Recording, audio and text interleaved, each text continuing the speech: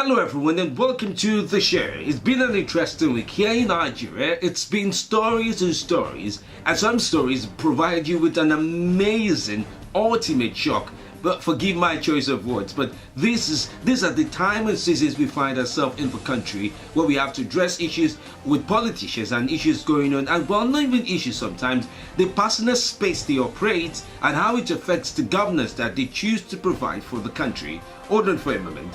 Well, for a few weeks now, the Kano State Governor, Dr. Umaru Ganduje, has been in the spotlight. It is said about 13 video clips are available to be released at different times by different people now that capture him receiving bribe as much as $5 million from a contractor. Something the contractor describes as between 15 to 30% of the contract worth which he bidded for. Well, that's an interesting statement, as one would say. Well, it all started a few weeks ago when a journalist did write about a governor taking bribe and also followed through with that story with videos. Now, that is one way to start off the political campaign season, considering the fact that the Kano State Governor, Governor Umaru Ganduje, is considering running for office for the second time. Welcome to the show. This is Femidi Live. I am Femidi Amele. Alright, so let's get into the little bit details of what one would expect. So these videos have been online. In fact, if you do type the word Ganduje video in any of the search engines, you'll find a lot of these videos, different parts in different ways. And at some point, people found it quite interesting to see the amount of money which is Babariga, which is an African attire, where you can wear and has some large pockets, and how much money really the governor can store up in this tunnel of these tunnel outfits that can save money, or should I say, a mobile safe on his body, pretty much. But then it brought about the seriousness of the fact that these videos were recorded some few years ago, and now it has come to limelight just at the time is willing and ready to run for re-election. Some do support him, some say they do support him, some say he has picked up some political foes. But with the release of this video, the Kano State House of Assembly found it very interesting to say, let us find out exactly what is going on. They did refer and called forward the journalists who did cover, who did play a vital role in releasing this video. Now, the journalist also said he didn't record the video, rather a contractor that he advised to record the video under the situation where he was asking for a contract and how to pay a bribe. He should record the video using a spy camera, which could be a phone and the likes of that phone, band and the likes of, all the different types of spy devices that can be used. But this was done, and yes, the videos were done, now released, now out there. The journalist did make sure that he did his own vital role by informing the people. Now, the State House of Assembly is embarking on investigating the affairs of the governor to see what he could do or what he did, or if he did or did not do. The early reactions from the governor's team was to deny that the video was photoshopped, doctored.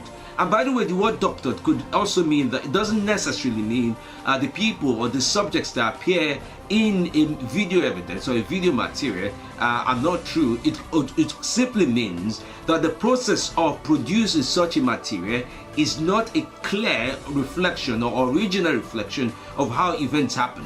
In other words, it's possible that the governor did sit across the contractor or whoever was exchanging money with him, and the situation under such point in time was different. In other words, doctored in this sense would mean if this content were to appear before a law court and the defense team of the governor were to come forward, they could say it's doctored, whereas the computer that was used to produce this and the likes of that.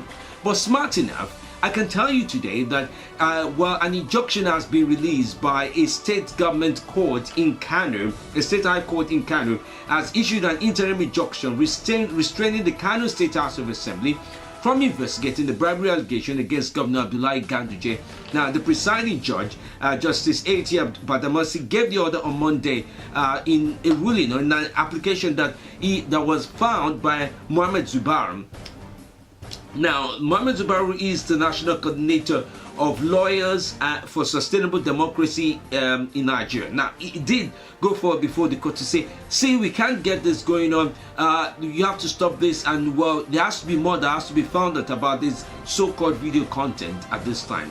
Now, a few weeks ago, I can also tell you that Governor Umaru Ganduje did receive his nomination for the purchase of his farm at 22.5 million naira, courtesy of some Nigerian youth who felt he should run for office yet again. But what becomes quite interesting is the fact that will the governor, for example, at this time, get the chance to walk away from all this by having a legal process tie up the process? Remember, the State House of Assembly did reach forward to the governor to come forward either by proxy sending someone or write a letter to give his own side of the story. But that did not happen. Neither a letter nor a physical appearance did happen from the side of the governor.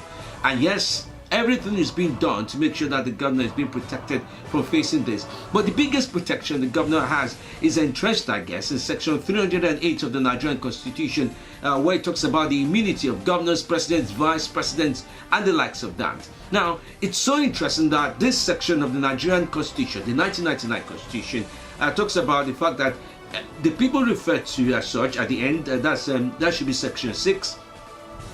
It talks about the fact that they cannot be investigated or cannot be arrested, and so many imprisoned as well. Yes, I'm reading through that right now. And it talks about no civil or criminal proceedings shall be instituted or continued against a person to whom this section applies during his period in office. However, in subsection 5 talks about the provisions of subsection 1 of this section shall not apply to civil proceedings against the person to whom this section applies in his official capacity, or to civil or criminal proceedings which such a person is only a nominal party. Now, a nominal party, on the other hand, in this case, is somebody who may have played a technical role in some material that is being provided or some level of proceeding, and yes, whatever the implication is, it doesn't bear the brunt. It doesn't bear the brunt for it. A nominal party.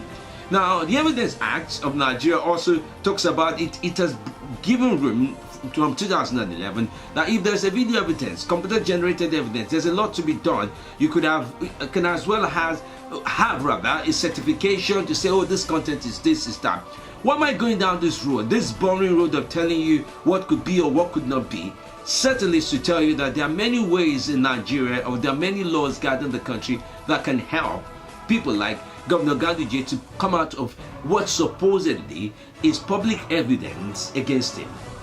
The laws in the country have made provision or make provision for people, for politicians to find a way to come out of trouble without much issues that one would say. The Evidence Act of 2011 talks about certification processes. It talks about what needs to be done, how was it generated, by who, what computer was used. You can imagine what process that would go down with if we have to really consider the evidence, if it ever gets into a law court.